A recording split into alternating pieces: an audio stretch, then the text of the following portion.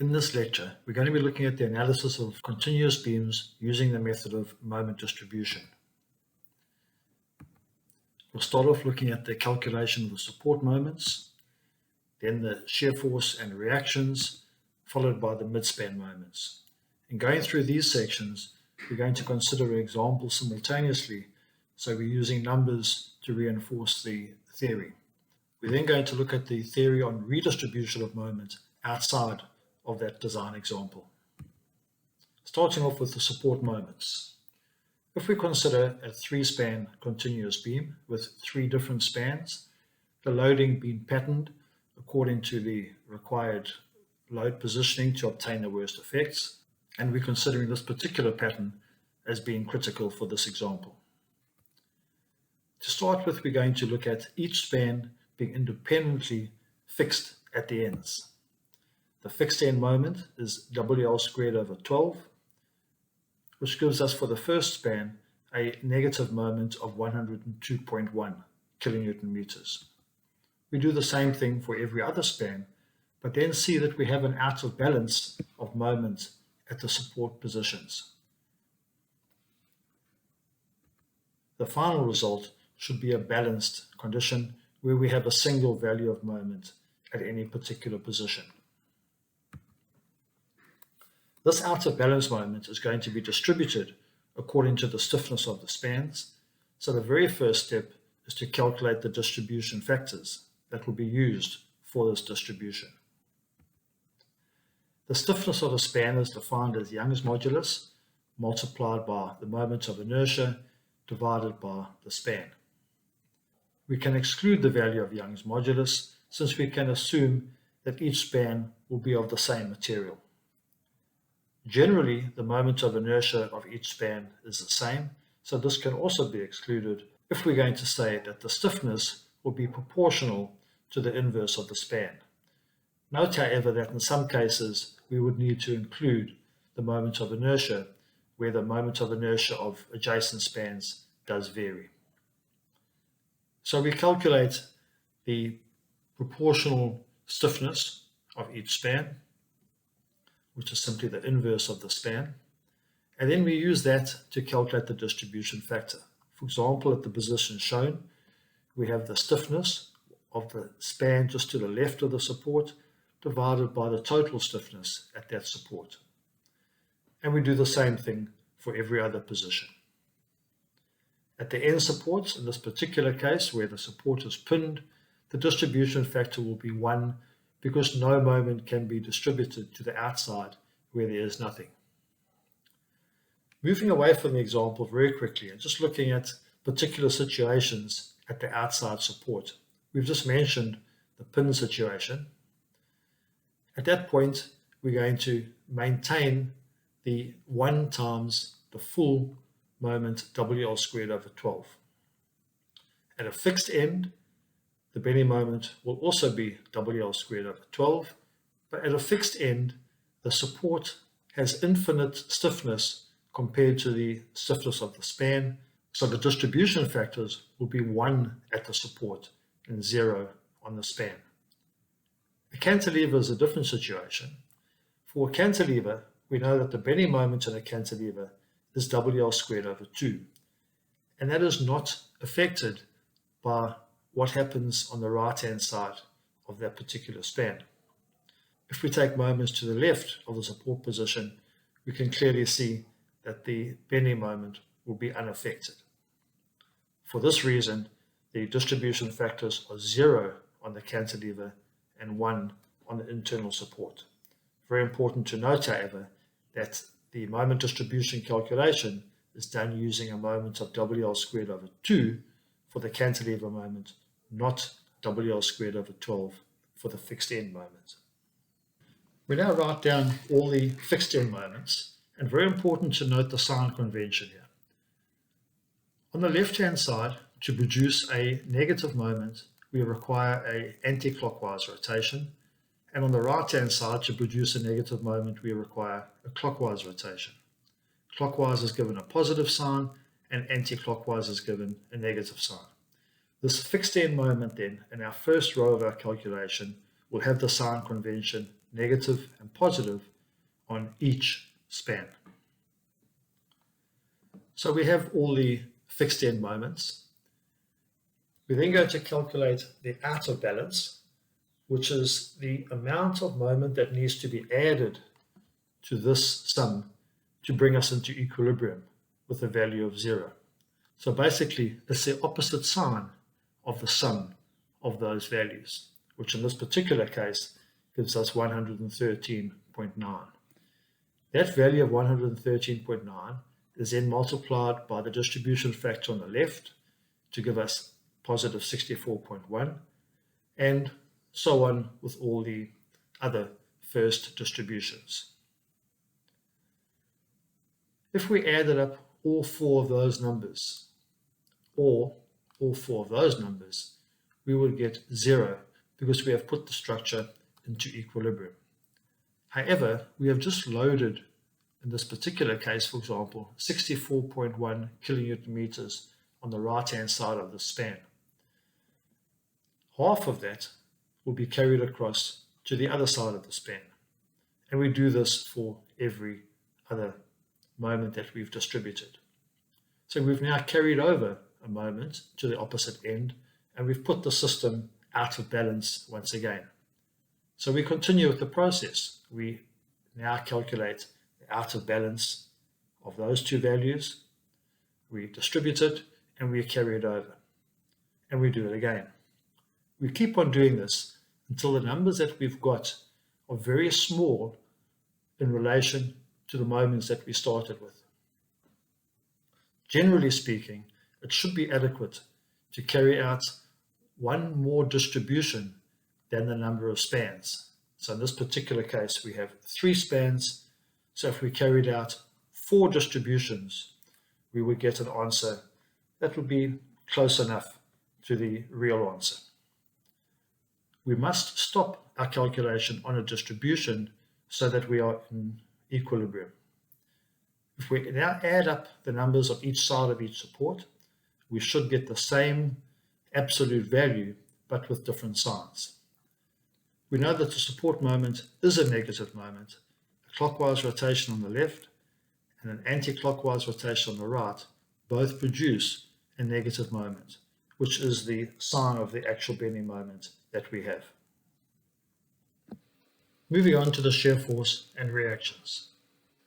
We're going to start off by taking each span and assuming that it's independently simply supported, which gives us the reactions as indicated. Those reactions have the magnitude of WL/2, which is simply half the total load on each span. The sign convention used is positive in the upward direction, so in all cases there we have positive values. In reality, however, let's take the first span for example, we actually have a clockwise moment on the right hand side of 188.4. This is going to draw load across from the left to the right, and we call this moment induced shear. The magnitude of that would be the moment difference, which is 188.4, divided by the span of 7, which gives us 26.9. The right hand side of the span is the bigger moment draw, therefore the 26.9 is added to the right hand side and taken away from the left. On the next span, the moment difference is between 215.5 and 188.4, so we take that difference divided by 9 gives us 3. The moment on the right is bigger than the moment on the left, so the 3 is added to the right and taken away from the left. On the right hand span, the end moment is 0, so we have a moment difference of 215.5. Divide that by the span of 8 gives us 26.9. Positive on the left, negative on the right, because the moment is bigger on the left. If we now add up those numbers either side of each support, we get the shear force. If we add up the shear force values at each support, we get the magnitude of the reactions. From that, we can produce a shear force diagram.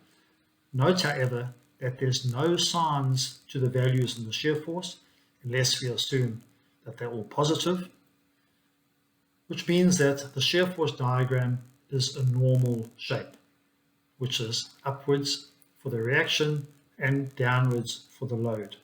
In each case, up for the reaction and down for the load.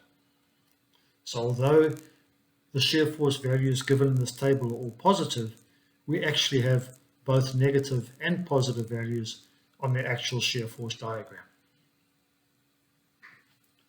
Moving on then to the calculation of the midspan moments.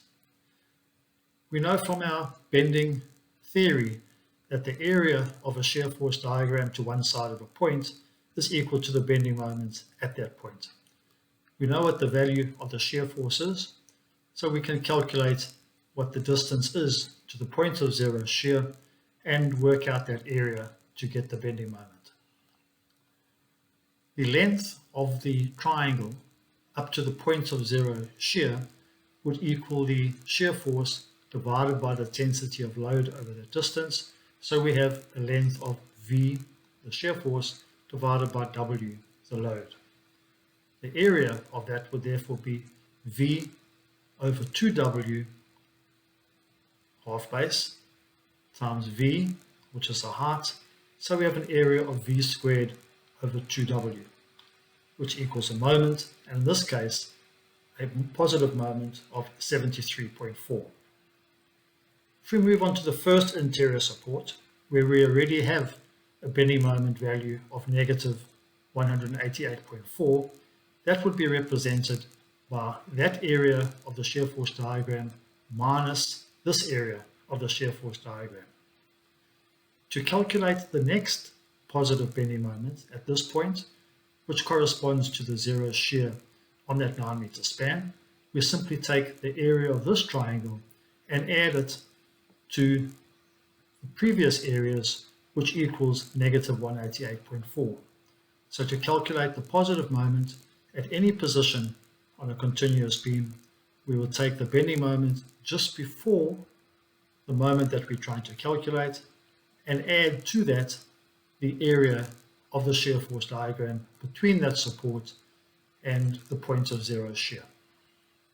And we do this for the remaining positions on the bending moment diagram. That then gives us our final bending moment diagram. We had already calculated the shear force diagram, so that is the end of our basic analysis using moment distribution. We then go on to redistribution of bending.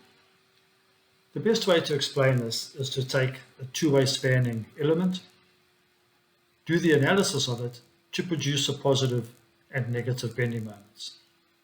We're going to design reinforcing to resist those moments.